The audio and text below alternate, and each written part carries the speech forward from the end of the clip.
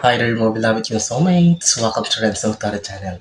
Andito lang po yung lingkod para bigyan kayo isang soulful and meaningful letter reading dito lamang po sa inyo lagi ng bangan at sinusubaybay na Renzo Tara Channel. May kabigay shoutout po sa lahat nating soulmates sa buong Pilipinas at sa buong mundo na lagi nanonood na nakabang. Maraming salamat po sa inyong walang sawang tiwala, support at pagmamahal. Ang ating pong reading ngayon pagsasamahan ay isang reading po sa buwan ng May 2026. Pasensya na po kung medyo na late but still, pasok pa rin po ito maaga pa naman May 4, 2026 para sa ating mga pinakamamahal na nasa sign ng Cancer. Okay, Cancer, mga pinakamahal kong Cancer na soulmate, Sun, Moon, Rising, and Venus sign, this is for you. Kapag bago po kayo sa ating channel at di po pa kayo nakasubscribe, please do subscribe, like, comment, and share. And if you're watching this video sa ating TikTok account po, paki-follow na rin. And if you want to avail a private reading, huwag po kayo mahiyang mag-message po sa ating TikTok account, RenzoTaro444. Hindi po ako ang unang mag-message sa inyo to offer a private reading. Scammer po yan, nanggagaya po yan ng ating account. And if you want to avail private reading, mag-message lang po kayo, pag-usapan po natin kung paano kayo makakapag-avail ng slot for private reading. Alright? So sige, last shuffle for you, Cancer, at kunin na natin ang iyong 10 cards for your May 2026 reading. Sige. Spirit Universe, Spirit Guides, Angels, Ancestors, Holy Spirit, Saint Michael. 10 cards, please. Spirit Universe, Spirit Guides, Angels, Ancestors, Holy Spirit, Saint Michael. Kamusta po kayong lahat? I hope you're doing great. I hope you're healthy, you're safe, and of course, you're happy. Sige, 6, 7. Kamusta po kayong lahat? Thank you so much po sa inyong walang sawang tiwala, support at pagmamahal. And utang na loob ko po sa inyong lahat. Okay, sa pantay makarating in the future, ang success po ng Renzo Tara Channel ay dahil po sa inyong lahat. Sige. 1, 2, 3, 4, 5, 6, 7, 8, 9, 10. Ilatag po natin. 4, 5, 6, 7, 8, 9, 10. Sige. Alright, let's begin. Cancer, for your first card, we have here the Two of Cups. May 2026, the energy that I can feel here, Cancer, it's more on health. Health na siguro may mga Cancer na lately ay parang medyo hindi naging maganda yung pakiramdam. Mga nakaraang buwan, nagpunta sa doctor para magpa-check up or like to do a general check up because there's something wrong about what they're feeling.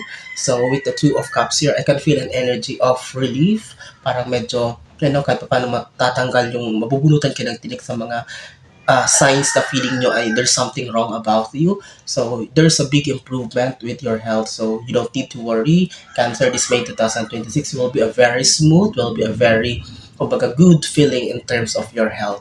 Kasi may mga Cancer na parang lately, parang ang daming mga symptoms na naramdaman. That's why parang nag-worry sila. So nagpunta sila sa doctor, sa health center for a general checkup. And I believe, it's for the precautionary measure na ginawa niyo lang. But with the Two of Cups here, the energy that I can feel is you don't need to worry. Believe me, with the 9 cards still here, makikita natin puro positive ito mga cards na to. Alright? So, don't worry about your health. 10 of Pentacles, actually, money is coming on your way this May 2026. Ang daming pera nito. So Cancer, if you're waiting for like a big amount of money, a lump sum of money, matagal mo nang inaantay ito. So May 2026 will be the culmination. Para marireceive mo na ito, i-claim mo na ito. Siguro ito magiging reward or payment for you for a certain thing na talagang pinaghirapan mo for a long time, nilaban mo, or kung ano man itong mga bagay itong Cancer na talagang, kumbaga, you've been waiting for this. Maybe you have applied for a loan, kung ano man yan. Basta it's a big amount of money na kumbaga talagang you've been waiting for so long. So claim mo na ito May 2026, Cancer. So congratulations. Ang daming kapirahan nito. Right, nag-reverse ang ating Ten of Swords. So, this is a very beautiful card also. With the Ten of Swords in reverse, it means na talagang tuloy-tuloy na ang recovery, yung progress mo in terms of your life. Kasi for a long time, parang nalugmok kayo. Okay, nasadsad kayo sa isang sitwasyon na talagang na-drain yung energy nyo, nalungkot kayo, everything, betrayal, may mga pagtatraidor na nangyari. So, talagang inapak-apakan kayo, nasa ground kayo for a long time, Cancer. And now, dahil nag-reverse siya, ito yung dati yung sitwasyon. And now, dahil bumaliktad na siya, sabi ko, this May 2026, expect Cancer for a more smooth, more a beautiful month of May na talaga kahit pa paano less worry na you're just going to focus into a certain thing. So, bagay na focusan mo. Ito yung gustong-gusto mo ang mangyari. This you really wanted, you love this one. And with the Ten of Reverse, this is a very beautiful card because this is about moving on, not going to war anymore. So, sabihin, tuloy-tuloy na ang progress and transformation mararanasan mo, Cancer, in your life. Alright? Wow. Oh, Knight of Wands here, Cancer. So, pang-apat mong baraha ay Knight of Wands this May 2026. You are advised not to rush anything. Huwag kang magmamadali. Huwag mong, kumbaga, titingnan yung bigger picture agad because you need to work hard. You need to be patient. The Three of Pyramids at the background, ito yung mga goals mo. Ito yung mga pangarap mo na nais mo natin. At dyan ka papunta. But believe me, you're on the right track. Nasa tamang path ka. Tama yung tinatahak mo. But hindi mo kailangan magmadali. Hindi mo kailangan, kumbaga, i-rush ang lahat ng resulta na baka you're waiting for something na gusto mo makita agad ang bunga nito. But napafrustrate ka or nadi-disappoint ka because you're not getting it the way or the time sa oras at sa paraan na gusto mo, Cancer. But believe me, if you just take it easy, dahan-dahan lang, or relax ka lang, Cancer, sa mga plano mo, sa mga bagay mo, sa mga bagay na nais mo, at least you're doing your best. So, there's nothing wrong about it. Pasasaan at pasasaan na makukuha mo lahat ng gusto mo. But, the Knight of Wands card is telling you to take it easy. Huwag magmadali, don't rush anything. No pressure at all. Okay, but you're on the right track. Tama yung path na tinatahak mo dito, Cancer. Alright? Wow. Sige. Panglima, we have here the Queen of Pentacles. So, for a long time then, Cancer, isa din sa winori mo is about your finances. Okay? It's been stuck kasi sa sitwasyon na parang feeling mo ay walang progress sa kapirahan pag pera ang pinag-usapan. And you've been wanting for so long na talagang makaangat na, makalis na sa bondage o na pagkakatali mo sa sitwasyon na walang growth ang kapirahan. Of course, kailangan natin ng pera. Hindi natin pwede sabihin hindi ka natin kailangan ng pera. So, Cancer, you really want to move forward. Gusto mo na makahanap ng trabaho, gusto mo na ma-promote, gusto mo na makapag-open ng business because hindi sapat talaga kapag pera ang pinag-usapan. But with the Queen of Pentacles here, May 2026 will be the start. Will be, kumbaga, ito na yung ribbon cutting mo, magsi-switch on na itong path na tinatahak mo na wherein abundance is coming on your way. Kumbaga, progress and improvement in terms of finances and money will be happening for you. Alright, Cancer? So don't worry. Just focus on your goal. Tuloy-tuloy na ito. Alright? So, let's continue. Pang-anim mong baraha para sa May 2026 reading, Cancer. Oh, we have here the Four of Wands. Oh, Two of Cups and Four of Wands. I can also relate this one as a love life. May mga Cancer sa May 2026 na magsa-celebrate ng anniversary. May ikakasal, may magpo-propose sa inyo, or maybe I can feel here na parang merong Cancer na makakakilala ng bagong partner in life. For a long time siguro natenga kayo, hindi kayo nag-entertain ng relationship. So, kung may nagpaparamdam dyan, Cancer sa inyo, this is the best time, this is the sign para sagutin nyo na, or to express, to open your heart sa relationship naman. With the Four of Wands here, it's about wedding, it's about celebration. Dahil dito rin ang Two of Cups, someone will offer, will magbubukas ng nararamdaman nila para sa Cancer. So be receptive. Okay, be receptive. Just open your heart with everything kasi hindi ito mapipigilan para sa iyo. According to the song by Sex Bomb, hindi na talaga ito mapipigilan. Ang love life dito, Cancer, this May 2026, alright? So, Hierophant. So, hindi wag ka rin tumigil sa mga manifestations mo. I know, for a long time, ang dami mong pinag-pray everyday, nasa simbahan ka, nag-rosary ka, ano ba to? Ang dami mong wini-wish, pinamanifest for a long time. But ang nakikita ko ito, manifestations mo, is all about money, kaperahan daw. But believe me, magbubunga ang lahat ng yan because nakikita natin dito ang pagsipag mo, yung persistence mo sa pagdadasal at pag-manifest sa Panginoon.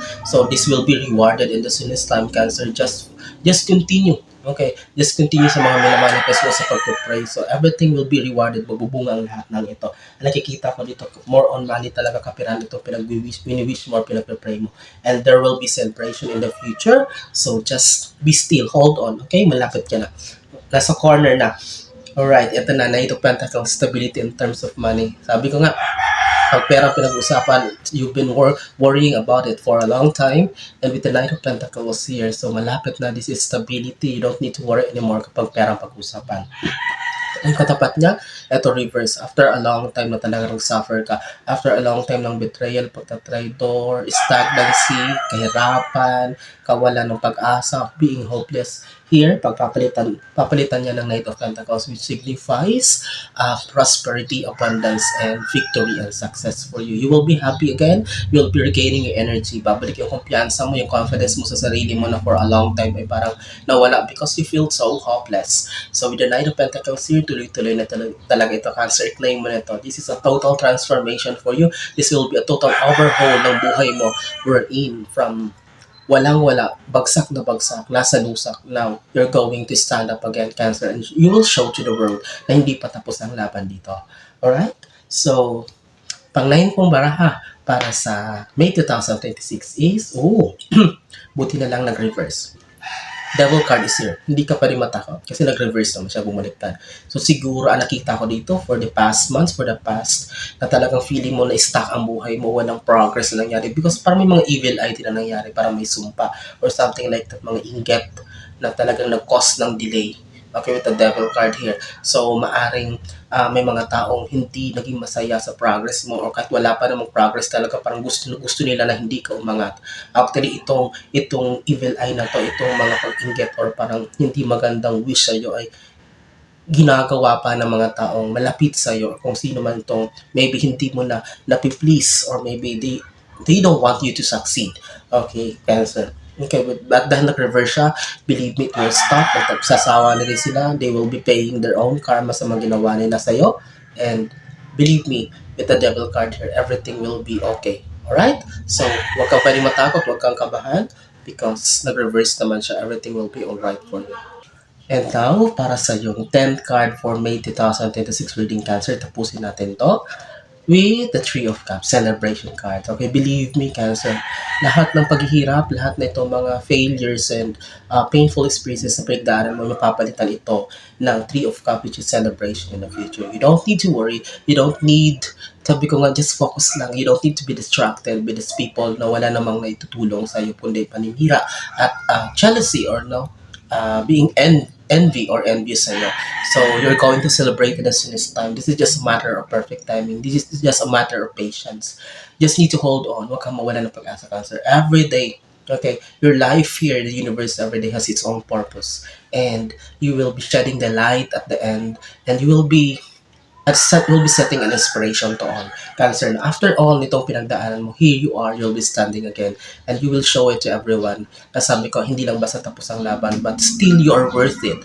Kung baka worth it ang lahat na after all the betrayals, you're still here, kicking, alive, and you will be fighting for your dreams. Alright? So there will be big celebration in the future. Cancer, congratulations in advance. And claim mo nito. And I'm so happy with this reading. I'm wishing you all the best in life. Thank you so much. I hope and I pray na maraming nasa sign ng Cancer ang makapanood ito ngayon. So kung di po ba kayo nakasubscribe, please do subscribe to our channel, like, comment, and share. And please follow our TikTok account, Tara444, and send me a message if you want to avail a private reading. Thank you so much po sa ating mga soulmates na Cancer sa inyong pagsama. Nasa mga kayo naroon ang mga ginagawa nyo. Mag-ingat po kayo lagi and God bless us all.